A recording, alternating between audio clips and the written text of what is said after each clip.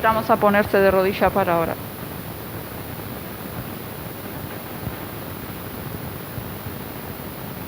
Padre Dios nuestro que estás en los cielos, gracias te damos, Señor, por habernos traído hasta tu casa, Señor. Pedimos tu compañía y tu dirección. Gracias, Señor, por tu palabra. Pedimos, Señor, que tú dirijas al pastor y que atesores en nuestro corazón lo que aprendamos hoy y lo pongamos por práctica, Señor. Pedimos tu guía en cada momento y tu compañía. Quédate con nosotros hoy y siempre. En el nombre de Jesús. Amén.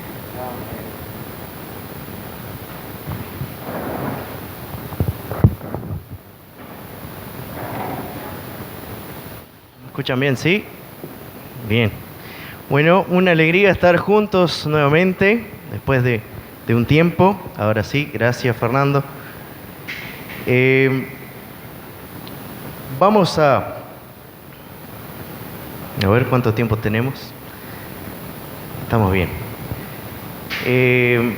Bien familia, vamos a estudiar un tema en el día de hoy, pero antes quiero que pensemos en una pequeña ilustración que nos va a introducir al tema de hoy. Imagínense que tenemos a un familiar muy querido, enfermo, necesita una operación urgente y una operación de carácter serio, no cualquier operación. Y nosotros, cualquiera de nosotros, no hay acá alguien que sea médico, cirujano, ¿verdad? Con buenas intenciones, imagínense, con la mejor intención del mundo, decimos, yo voy a operar a mi familiar. ¿Qué puede pasar? Con sinceridad, ¿qué puede pasar? Ese familiar nuestro va, seguramente, qué poca fe nos tenemos, ¿no? ¿Vamos a morir? Claro, dice Walter, pero va a morir con toda la mejor intención, ¿sí o no? ¿Se entiende un poco? El tema de hoy se titula Con buenas intenciones, pero perdido. Con las mejores intenciones, pero perdido. Vamos a darnos cuenta que muchas veces las mejores intenciones no son ¿qué? No son suficientes. Tienen que ir acompañadas de actos correctos, de actitudes, de acciones acordes a la situación. Y por eso vamos a ir a la Biblia y vamos a leer un pasaje, ¿verdad? Allí una historia. Es un momento en el capítulo 26 de Mateo. Mateo, capítulo 26, versículos 30 en adelante vamos a leer. Y para saber un poco de qué se trata, había pasado la cena del Señor, la cena que Jesús tuvo con sus discípulos. Y eso quiere decir que estaba muy cerca la muerte de Jesús, ¿no? El sacrificio de Jesús. Después de haber estado con los discípulos, de haber comido, ¿verdad? Era el jueves antes de la muerte de Jesús. Era el jueves de la última semana, antes de que Jesús fuese crucificado. Vamos a leer. Dice, después, versículo 30, 26 de Mateo, versículo 30, dice, después de haber cantado el himno, salieron al monte de los olivos. Versículo 31. Entonces Jesús les dijo, todos vosotros os escandalizaréis de mí esta noche, pues escrito está, heriré al pastor y las ovejas del rebaño serán dispersadas.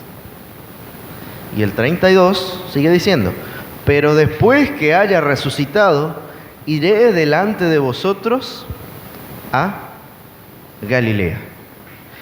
Acá, si nosotros seguimos leyendo, versículo 33, respondiendo Pedro, dijo, ¿qué dijo Pedro?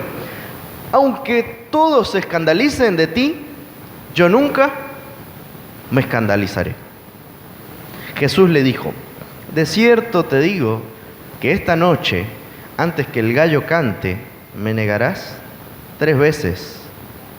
Y Pedro le dijo: aunque tenga que morir contigo, no te negaré. Y todos los discípulos dijeron lo mismo. Y acá nosotros vemos, ¿no? Y nos podemos hacer unas preguntas. Considerando que el objetivo principal de la vida cristiana es la salvación, ¿no? La pregunta sería: ¿qué papel juegan nuestras buenas intenciones en la salvación? Ahora en la lección hablamos un poquito allí, ¿no? Con Walter y con la clase que estábamos, ¿no? A veces las cosas que nosotros hacemos pensamos que pueden ayudar a nuestra salvación. Pero más aún pensando, ¿no? Nuestras buenas intenciones. Y nosotros vamos a ver un poco acá que uno de los objetivos de la vida cristiana es morir a nosotros mismos, ¿no? Al yo, y ceder que Cristo Jesús sea el que nazca cada día en nuestra vida, en nuestro corazón. ¿Cuál es la principal característica de la vida cristiana? Y nosotros podríamos decir muchas cosas acá, ¿no?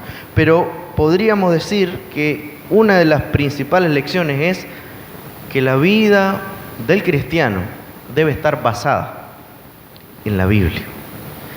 Y no, muchas veces, en nuestra propia experiencia. Nosotros como cristianos corremos el riesgo de caer en la autosuficiencia,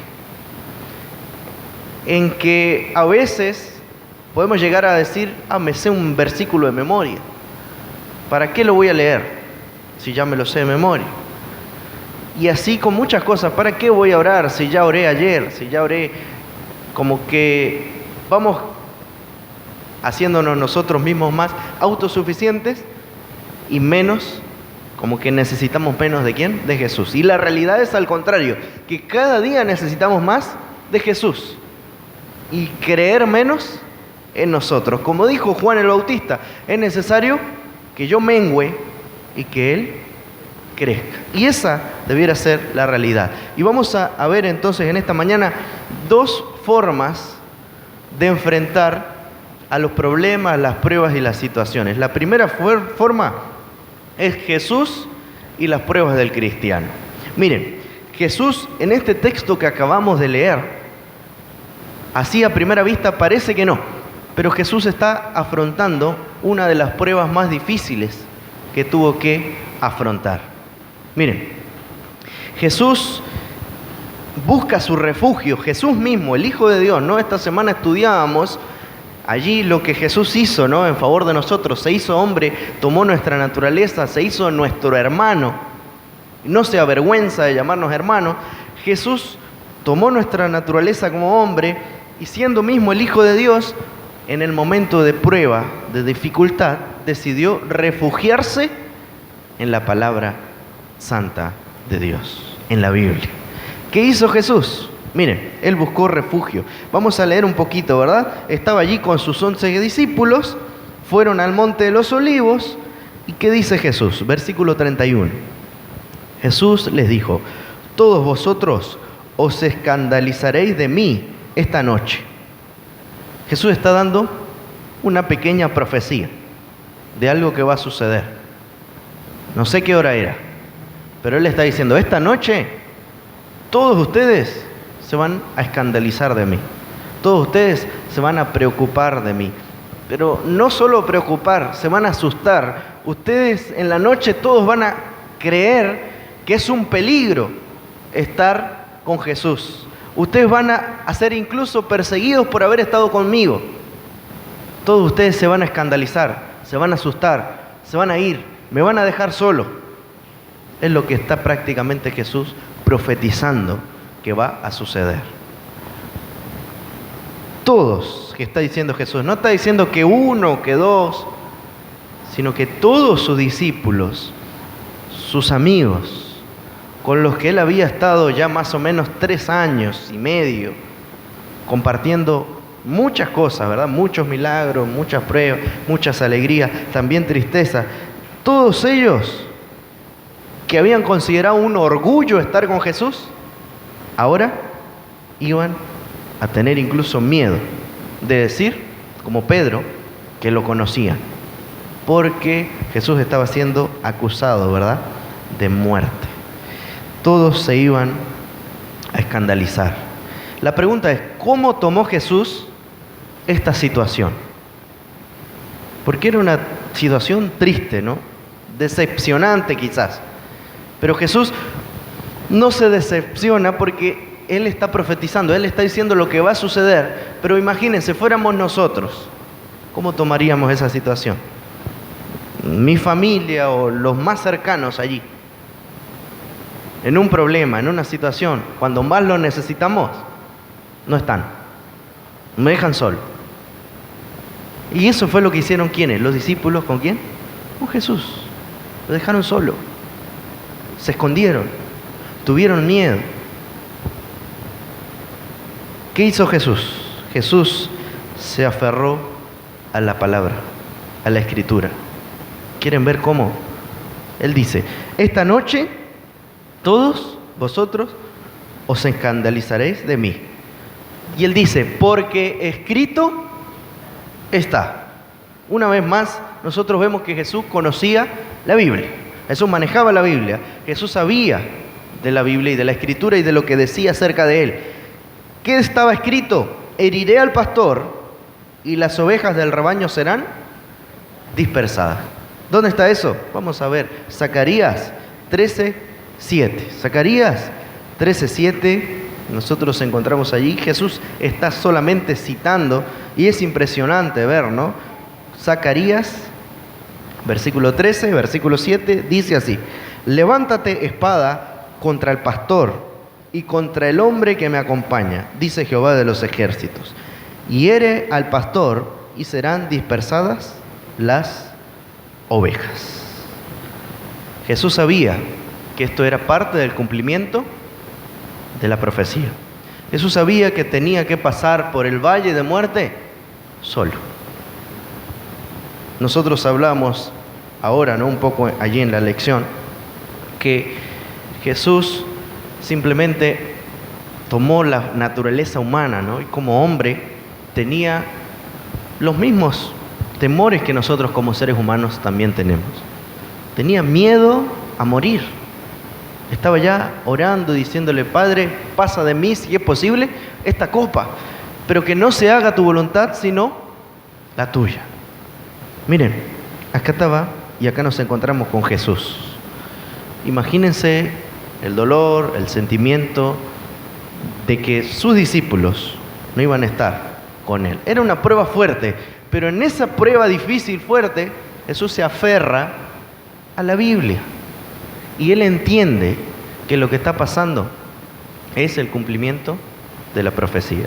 Como el profeta Daniel, recordemos un poco, ¿verdad? El profeta Daniel, cuando fueron llevados cautivos de Jerusalén a Babilonia, Daniel escribió en el primer capítulo y él da la sensación de que él entiende que lo que está pasando es también el cumplimiento de la profecía. Jeremías había anunciado que iban a ser llevados cautivos a Babilonia a causa de la desobediencia. Daniel dice: y Dios entregó en manos de Nabucodonosor al rey Joacín. Entonces, aunque era un momento duro, difícil, Daniel estaba siendo llevado cautivo, prisionero a otro país, a otra nación. Él dice: Dios tiene el control de esto. Esto está sucediendo porque tenía que cumplirse. Hoy día, nosotros seguramente tenemos situaciones difíciles que vamos a vivir, que estamos viviendo, que seguramente este año ya comenzó y algunos ya hemos enfrentado problemas y luchas difíciles. Pero, ¿cómo vamos a enfrentar eso? Jesús nos enseña en esta gran prueba que el mismo Hijo de Dios se aferró a la Biblia, a la palabra. Escrito está, sabía que eso tenía que cumplirse. Hoy día nosotros sabemos que esta situación que vivimos, situación sanitaria, situaciones de guerra, situaciones de violencia, de maldad, Mateo 24 dice que esto va a suceder. ¿Cómo lo vamos a enfrentar? Aferrándonos a su palabra, familia querida. Pero Jesús, con todo esto que los discípulos iban a hacer, todavía no habían hecho, ¿no? Pero Él sabe que va a pasar. Él da todavía una esperanza, ¿no? Él podía haber hecho muchas cosas, ¿no? Podría haber dicho, bueno, ya no van a ser más mis discípulos, voy a buscarme a otros discípulos. Lo natural que haría cualquiera de nosotros, ¿no? ¿Cómo voy a confiar otra vez en ellos? Pero Jesús les dice, ahí mismo, el versículo 32, pero después que haya resucitado, iré delante de vosotros a Galilea. No importa, yo voy a seguir con ustedes. Yo voy a ir delante de ustedes. Y eso es lo que Dios quiere que hoy nosotros podamos ver. En medio de la gran prueba, Dios todavía nos da una esperanza. Voy a ir delante de ti. Después de esta prueba, después de esta situación, voy a ir delante de ustedes hasta Galilea, le dijo a los discípulos. En medio de la oscuridad, ¿no? Del escándalo, de que ellos iban a escandalizar de Jesús, a temer, a escapar, a huir, a esconderse, Jesús promete estar con ellos, aunque le hayan fallado. Y no es la misma situación hoy día con nosotros. ¿Cuántas veces quizás hemos fallado a Jesús? La lección leíamos ahí, ¿verdad? Jesús no se avergüenza de llamarnos hermanos, pero a veces nosotros nos avergonzamos, como Pedro, de que nos diga, pero mirá, vos vas ahí a la iglesia. No, capaz que era otro. Eso fue lo que dijo Pedro. Se avergonzó, se escandalizó de Jesús. Hoy día Él nos llama a que nosotros realmente dejemos su nombre en alto. Cuenta la historia de un líder de la iglesia. Tenía más o menos 15 años de ser miembro de la iglesia adventista. Él, su familia eran miembros fieles de la iglesia, y de pronto un día dice que apareció un grupo de policías de investigaciones, fueron a su casa, comenzaron a investigar, a buscar en toda su casa, un allanamiento, ¿no? Se dice, y bueno, se llevaron a este hermano de la iglesia, se lo llevaron a la comisaría, a la policía, y estaba siendo acusado de narcotráfico. Fue realmente un escándalo esta noticia.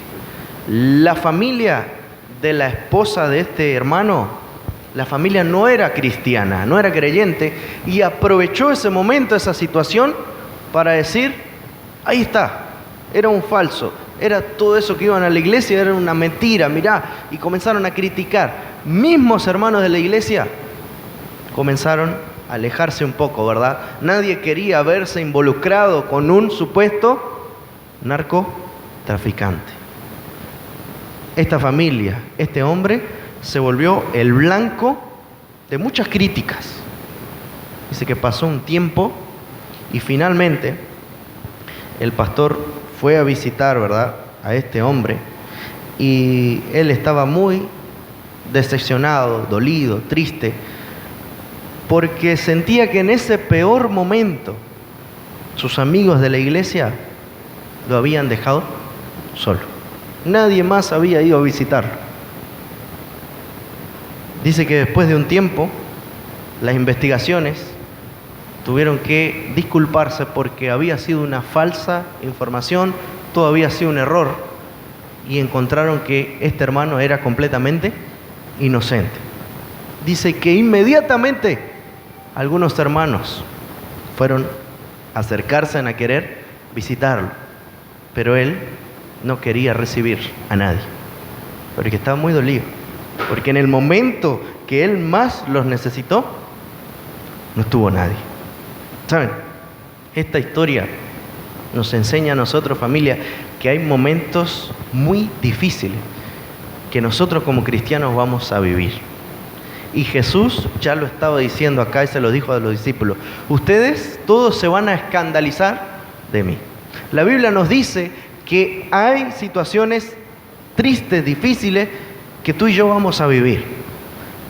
Una pérdida de un familiar, una pérdida del trabajo, una situación complicada, donde quizás vamos a ser señalados, criticados, donde incluso nuestra fe va a ser probada, nuestra propia iglesia, ¿verdad?, va a ser allí puesta en tela de juicio en nuestra mente.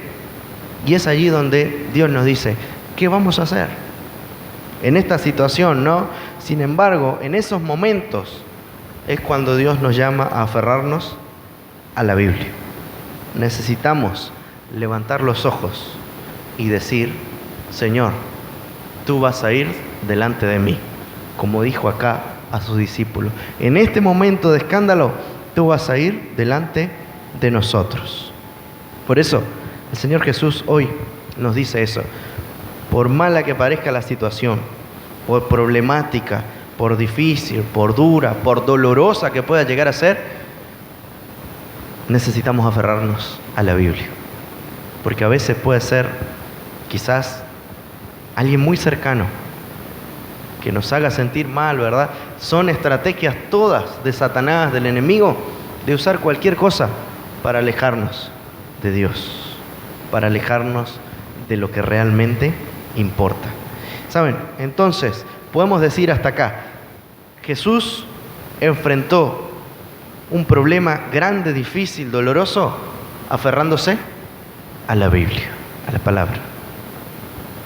Pedro, ahora, el apóstol Pedro, ¿cómo lo hizo? Versículo 33. Pedro, la autosuficiencia y las buenas intenciones. Versículo 33. Respondiendo Pedro le dijo, aunque todos se escandalicen de ti, yo nunca me escandalizaré. Pedro no se podía quedar callado en ese momento. ¿Pedro amaba realmente a Jesús o no? Sí, sin duda Pedro amaba a Jesús. El orgullo de Pedro había sido golpeado. Ahora, con la frase que Jesús le dice, mira Pedro, te digo, de cierto te digo, esta noche, antes que el gallo cante, me negarás 3 veces. En la mente de Pedro no podía entender cómo esto podía ser posible. Señor, yo te amo. ¿Y qué dice el versículo 35? Aunque tenga que morir contigo, Señor, no te voy a negar. Incluso, miren, Pedro, él le está diciendo en el versículo 33, él da por sentado o dice, bueno, capaz que sí, alguno de estos discípulos te puede escandalizar, pero yo no. Él dice, aunque todos se escandalicen de ti, yo nunca, yo jamás lo voy a hacer. Pedro aceptó, ¿verdad? Quizás, bueno, alguno puede serlo, pero Señor, yo no. Y Pedro tenía, ¿ustedes creen que tenía buenas intenciones? Las mejores de las intenciones, porque Pedro amaba a Jesús, pero Pedro, dice la hermana White, dice, cuando Pedro dijo que seguiría a su Señor a la cárcel y a la muerte, cada palabra era sincera, pero no se conocía a sí mismo. Deseo de toda la gente, página 627. Pedro realmente no comprendía en su cabeza cómo él, un discípulo que había dejado todo por seguir a Jesús, porque lo había dejado todo, había dejado la pesca, todo lo que él hacía antes para seguir a Jesús, él no entendía cómo esas palabras de Jesús, para él, que quebraban su orgullo, habían aparecido, ¿no? Pedro de alguna manera sintió que como que Jesús desconfiaba de él. Él no podía quedarse callado. Y él sacó las mejores intenciones. No te voy a negar, Señor. Aunque todos lo hagan, yo no. Voy a ir incluso hasta la muerte, si es necesario, contigo. Pero no estaba preparado para el momento de la prueba real. Porque, ¿saben? De alguna manera, Pedro había puesto toda su fuerza en sí mismo. Se había vuelto autosuficiente en ese momento. Si él hubiera gritado, como en aquel momento cuando estaba en la barca, ¿recuerdan? Cuando dijo, Señor, si tú eres, haz que yo vaya caminando por el agua. Y en el momento que se comenzó a hundir, él dijo, Señor, sálvame. Si él hubiera dicho, en este momento, Señor, sálvame. Pero él dice, no, yo puedo, yo no te voy a negar. Y es ahí donde está el problema y el error de nosotros como cristianos, cuando queremos enfrentar el problema, la lucha, diciendo, sí, yo ya tengo 20 años en la iglesia, esto para mí no es una prueba. O pensamientos como que, no, eso le va a pasar a alguien más, pero a mí no. Yo nunca voy, ni pensaría hacer algo como eso. O criticamos y miramos a alguien y decir, pero mira lo que hizo, ¿cómo va a hacer algo? Yo jamás haría algo como eso. Es lo que está diciendo ¿quién? Pedro, acá en este momento. Aunque todos se escandalicen, yo no me voy a escandalizar. Cuenta la historia de hace años, un pastor tuvo que tratar un tema de adulterio en la junta de la iglesia de uno de los hermanos.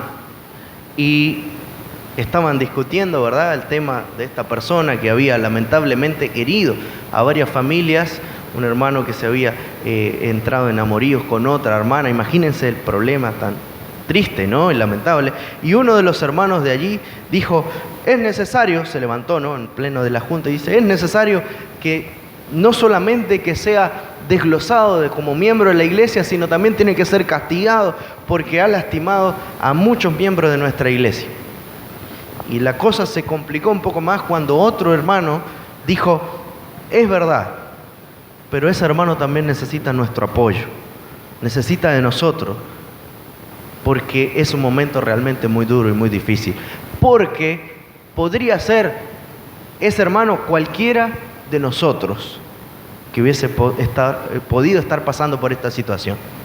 Y ahí esta persona le dijo lo siguiente, discúlpeme mi hermano, quizás usted esté en esa posibilidad, pero yo jamás caería en una vergüenza como esa, dijo esta persona. Dice que pasó el tiempo, dice que no pasaron 6 meses, cuando un día se acercó a él pastor, una dama no creyente, y ella venía a contarle y decía, pastor, necesito hablar con usted, una situación que realmente me tiene mal, con mucho cargo de conciencia. Y ella le dijo que ella lamentablemente estaba involucrada con un hermano de la iglesia que era casado y que necesitaba contarle eso. No podía vivir, se sentía muy mal, con mucha tristeza, angustia, culpabilidad, porque las personas que ella estaba haciendo daño y todo lo que ella podía causar. Y entonces el pastor la aconsejó de cómo debería actuar y qué podían hacer, ¿no? Y ella le dijo lo siguiente, y el pastor se quedó sin palabras cuando escuchó el nombre de la persona de la que ella le estaba hablando. Lamentablemente era aquel hermano que había dicho, yo jamás caería en una vergüenza como esta. Familia, lo que dijo Pedro, lo que decimos nosotros, no podemos decir. La autosuficiencia nos puede llevar a nosotros a caer mucho más fácil. La palabra de Dios dice, el que piensa estar firme, mire que no caiga.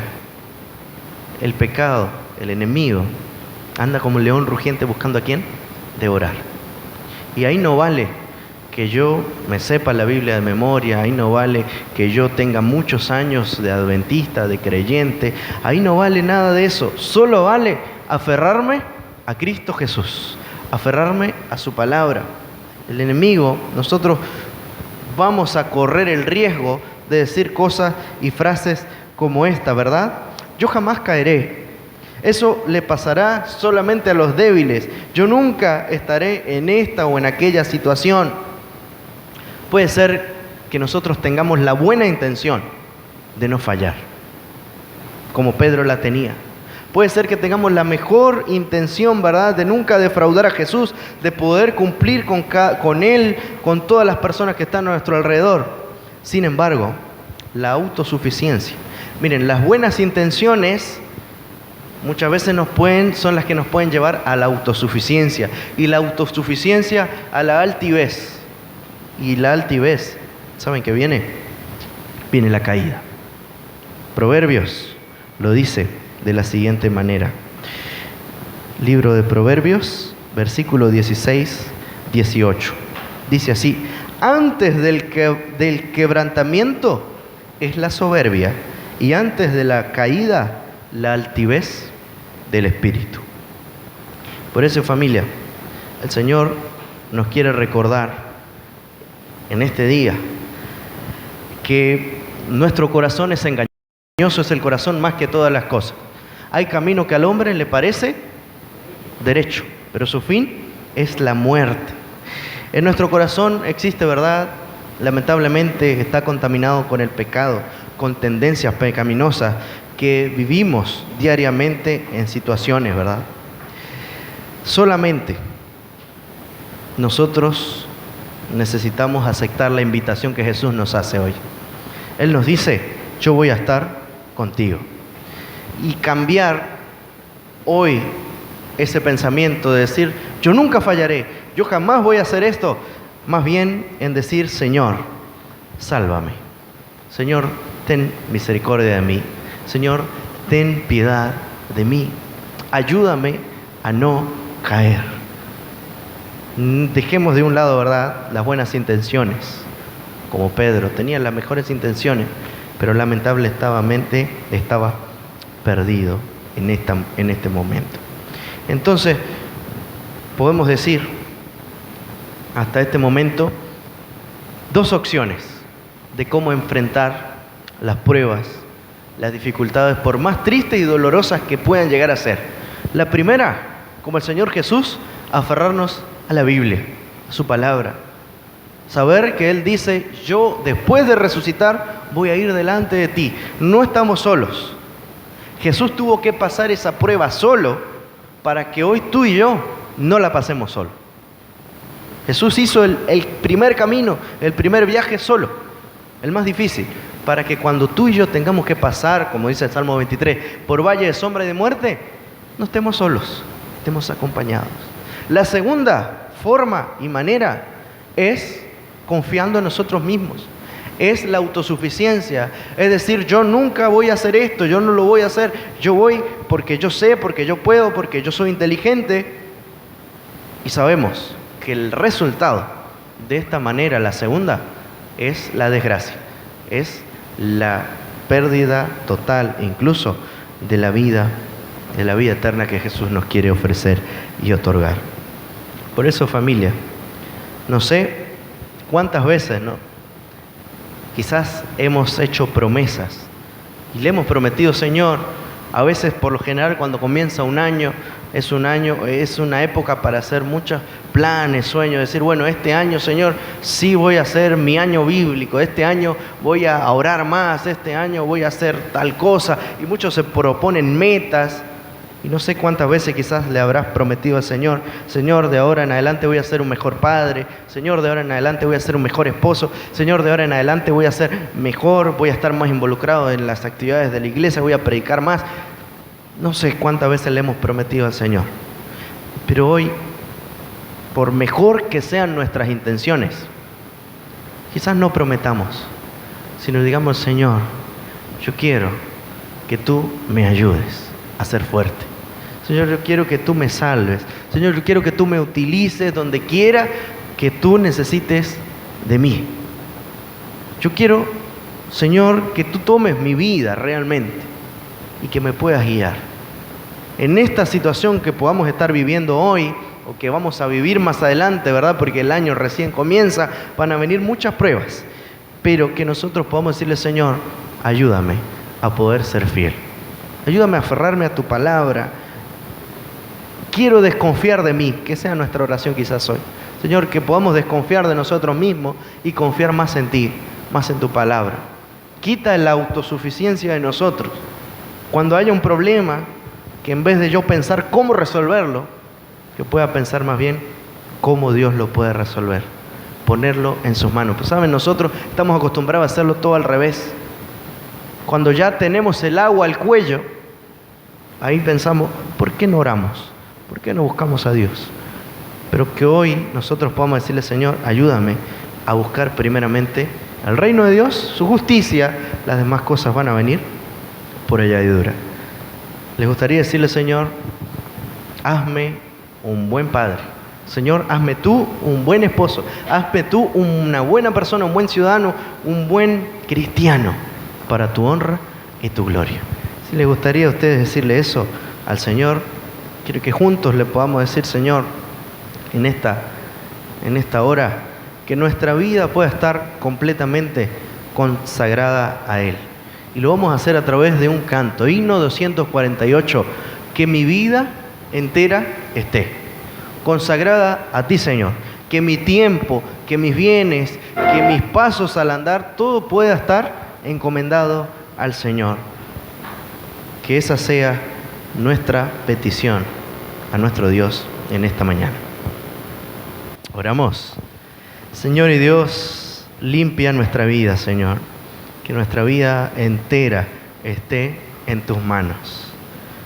Que en el momento, Señor, cuando todos nos den la espalda, cuando todos nos abandonen, cuando todos nos dejen solos, cuando quizás sintamos que nuestra fe se está por derrumbar, nos podamos aferrar entera y completamente a tu palabra y confiemos que tú estás con nosotros hasta el fin, Señor. Ayúdanos también a desconfiar cada día de nosotros mismos, de nuestra experiencia, de nuestra sabiduría propia, y que pongamos nuestra confianza solo en ti, en tu amor, en tu sabiduría divina. Ayúdanos a ser mejores cada día. Señor, que las buenas intenciones, que nuestra autosuficiencia quede de un lado y que podamos confiar en tú, que eres nuestro Dios poderoso, que nos puedes dar la fuerza verdadera para vencer. En el nombre de Jesús. Amén, Señor. Que el Señor les bendiga.